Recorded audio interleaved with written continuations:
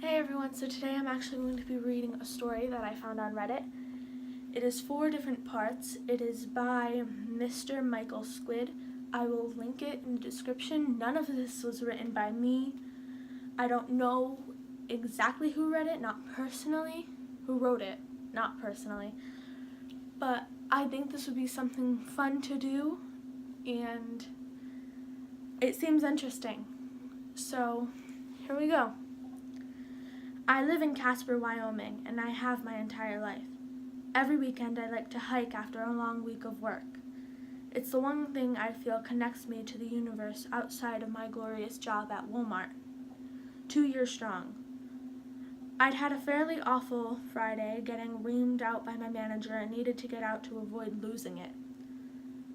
Today I'd hike up a ridge near Garden Creek to relax, and I decided to photograph the powerful sight of the sun sinking red on the horizon when I lost my grip.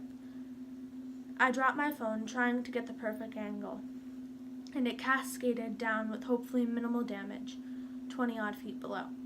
Cursing, I descended the rocks and located the sun's reflection on the screen, and fetched it, and to my relief it was fine aside from a small ding. I then noticed a rusted square inset in the ground about 4 square feet in size. I approached the metal plate and handle just outside of the view from the beaten path and realized that this was a trapdoor that was intentionally discreet. I did what any guy with nothing particularly exciting going on in his life would do, and opened the hatch, revealing a set of rungs descending into blackness. I took a deep breath and gripped the metal bars and began my descent.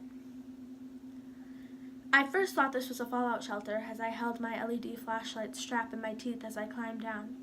There had been no label for what this led to, but someone could have easily stolen the sign at any point since post-apocalyptic came back in style. The echoes in the darkness were spread out, and I soon realized that the chamber was entering below was absolutely massive. Eventually, after 20 meters of descending that ladder, I was on the ground and I shined the circular beam of the flashlight around in absolute amazement. This was a massive facility seemingly unused for decades, from the telltale orange, red, and brown pattern of the floor rug that shouted late 70s.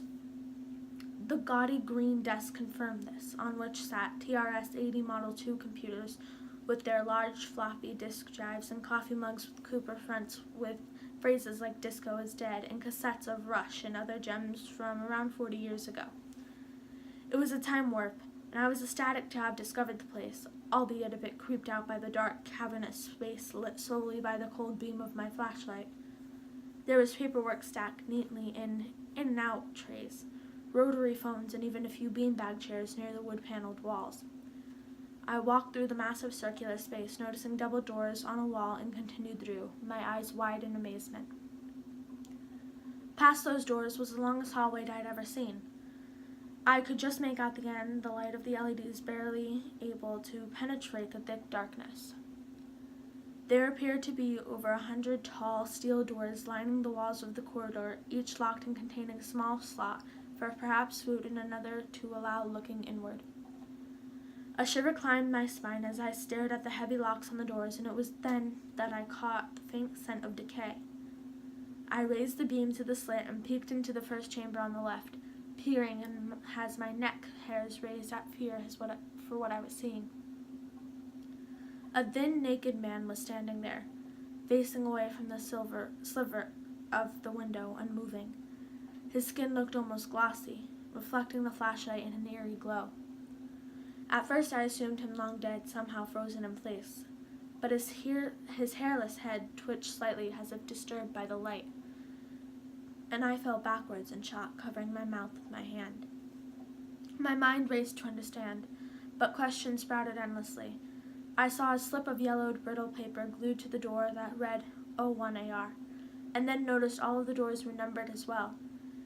I peeked in another window and saw a long, empty chamber with what looked like a moving, oily substance slowly climbing the walls.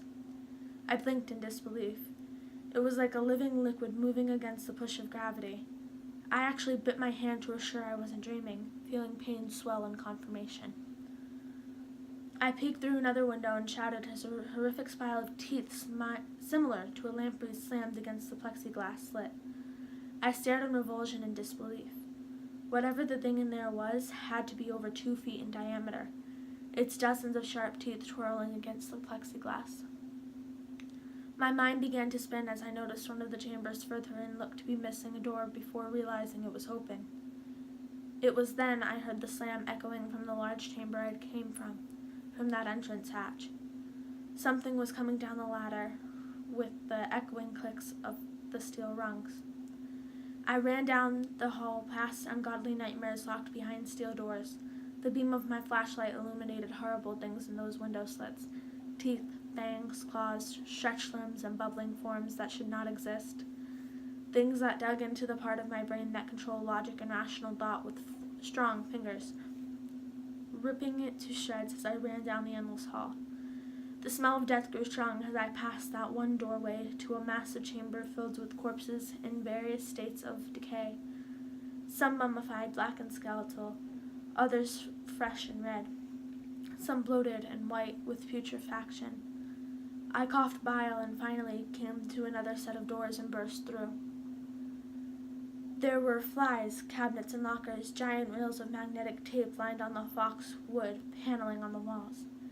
It seemed to be a sort of archive, and I saw a desk to hide under and dove beneath, clutching my knees. Whatever is now in that hall is getting closer, and I'm praying I can hush my breathing when whatever it is coming arrives. All I can do now is sit in the consuming blackness of this room and wait. Okay, so that was part 1 of this story.